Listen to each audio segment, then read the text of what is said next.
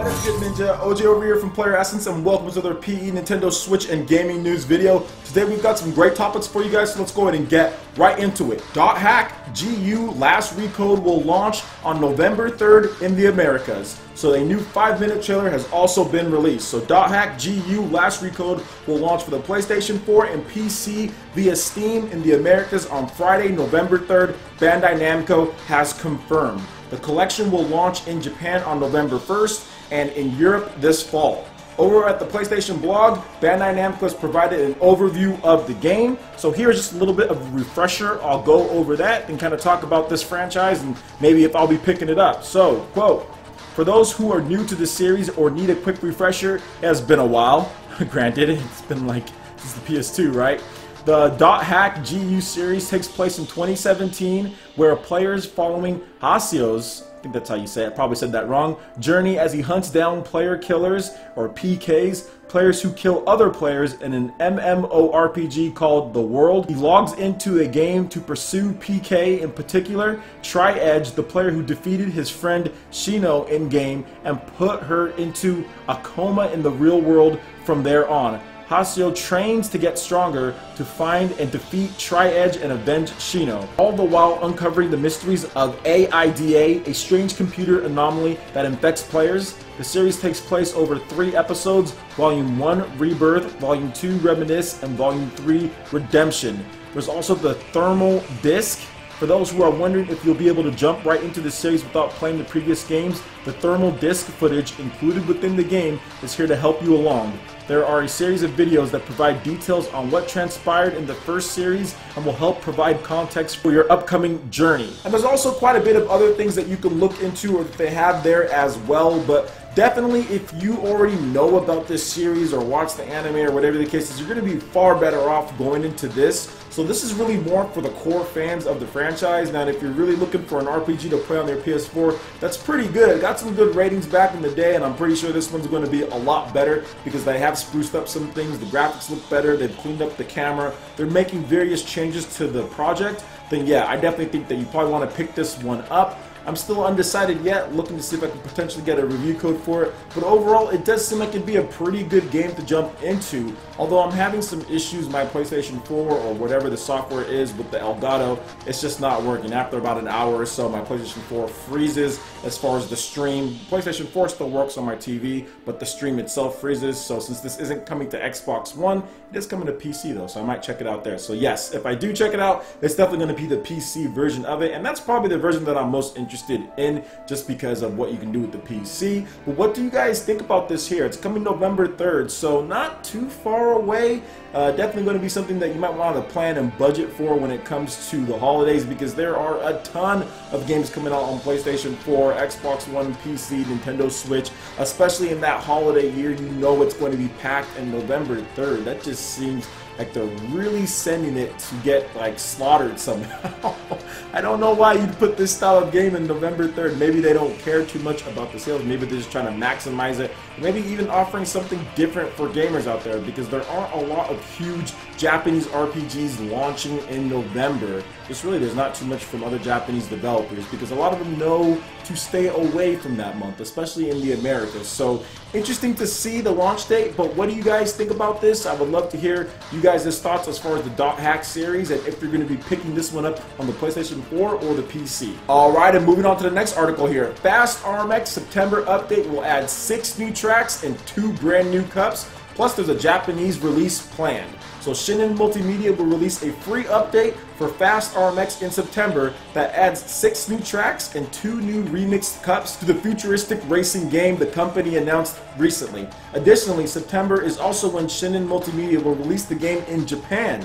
Fast RMX is available for the Nintendo Switch via the Nintendo eShop. So I'm really happy for all of our Japanese gamers out there that you guys will finally be able to pick up this one. Although I will say, if you really wanted it, you probably could have already purchased it anyway, just made an American account. You don't really need to read too much as far as what it has on there. Pretty much everyone knows what speed, acceleration, and all that. All of that stuff is pretty much universal language when it comes to cars and when it comes to racing games. So I'm pretty sure people who already wanted this game in Japan maybe bought it, but but it's always good to have an official release on the eShop, just so people who don't want to make another account and all that don't have to go through everything in order to access it. But I'm really happy that there is region free. You can go in, make any account that you want, link it to your Nintendo Network ID, and you can go on that shop and you can play those games. I've done that before with other types of titles, as far as downloading the Dragon Quest Heroes 1 and 2 demo, plus other stuff as well. Monster Hunter Double Cross, that's how I was able to bring you guys that content there, having a Japanese account. And I think overall, Nintendo's goodwill with gamers, and just that in general, has probably helped more Nintendo Switches than more people probably even think. So it's cool that they're bringing out the game to Japan, and I love the fact that there's continued support. I mean, a little bit ago, we did get some support for fixing some bugs, in addition to putting in the lobbies for friends, plus some extra stuff as well. Now we have this update here that's going to add even more. I think Time Attack, yeah, Time Attack was also added, an expanded Time Attack. Plus we have more tracks, more stuff to do, more online races, because we'll have more tracks. So this is absolutely phenomenal. I'm a big fan of Fast RMX, and we all know that Shinin is already hard at work at another game. So they're really working hard, because the last time that I thought that we heard about their team size, they were like around like 3 or 4 people. So they're putting out this content here, and they're working on their brand new game. So I'm pretty sure they're really focused, man. They get into work, they enjoy working with each other, and they really just get down to business and get their stuff ready to go. So I can really respect that about Shinin. You guys think about Fast RMX? And we'll be picking it up if you didn't get it at launch and you're more of a new Nintendo Switch owner. Alright, and moving on to the last article here, GameStop and ThinkGeek are back to scalping the hell out of the Super Nintendo Classic Edition with their bundles. So this is something that I saw from RGT, Retro Gaming Tube 85, Sean Long. Shout outs to that channel. Very good. Make sure you go subscribe. I've also had him on my channel as well, and I think I've also done podcasts with Sean on other channels too. So he's a long-time friend of the show here. I've been doing content with Nintendo, I think Enthusiast, yeah, Nintendo Enthusiast. I've been on their show, so yeah, shout outs to him. Make sure you check out his channel. I was watching a video of his when I was at the gym, and I was like, yeah, I think I need to talk about this too, because he kind of said, hey, there's other people that need to talk about this. It's wrong, and yes, it's definitely wrong. I try to tend to stay away from stuff like this all the time, but I do think in this case, we need to talk about it, because they shouldn't be doing this. These bundles that are over at ThinkGeek, and ThinkGeek is owned by GameStop, are ridiculously overpriced. Now, if you look at the bundles here, they're bundling the Super Nintendo Classic, so they went out there and they bought a bunch of these things. They're scalping them, obviously scalping them, and they're forcing you to buy bundles with them. And in these bundles here, they are priced pretty crazy. If you look at the bundles, we're looking at the first one here. If you pre-order it, it's a Super Nintendo Classic plus Mega Man helmet. And it looks like you also get a blaster, and it's $249.99. The Super Nintendo Classic retails at $80, so that is a lot of money to be spending extra on this here, when people generally just want the Super Nintendo Classic. And you look at this Super Nintendo Classic plus Street Fighter statue for $199.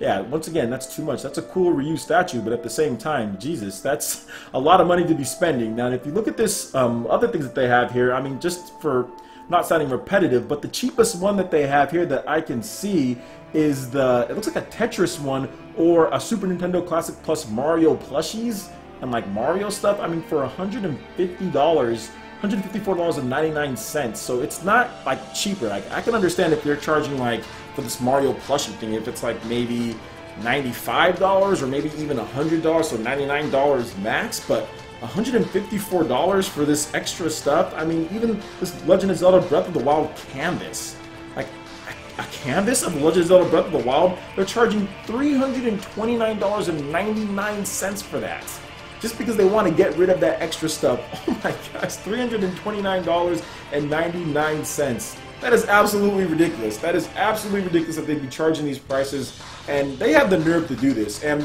this is the reason why I don't go to GameStop anymore. I've stopped shopping with them. The last thing that I bought with GameStop, I think I bought my Legend of Zelda Breath of the Wild Special Edition, but the only reason why I bought it there was because Best Buy, I just missed out on the pre-orders for that, and I really wanted the statue, and I really wanted all that. But it was normal price. They weren't gouging the price. They weren't saying, oh, you have to buy this, this, and this. Now, they have stupid shipping, because I had to spend $10 on shipping, which I guess it was a big package, but at the same time, like Amazon and Best Buy have free shipping or in-store pickup. I didn't have that option, but either way, it was a small price to pay in order to make sure that I get it on time and day one. So for this is absolutely ridiculous. I think that this is gouging consumers way too much. I mean, $329.99. You're looking at some of this other stuff we have, like chess pieces and all that. They're way over the price. They're charging $100 to $200 plus for some of this stuff that isn't even worth it. It's nowhere near worth that. Maybe the Ryu statue, but outside of that, there really isn't much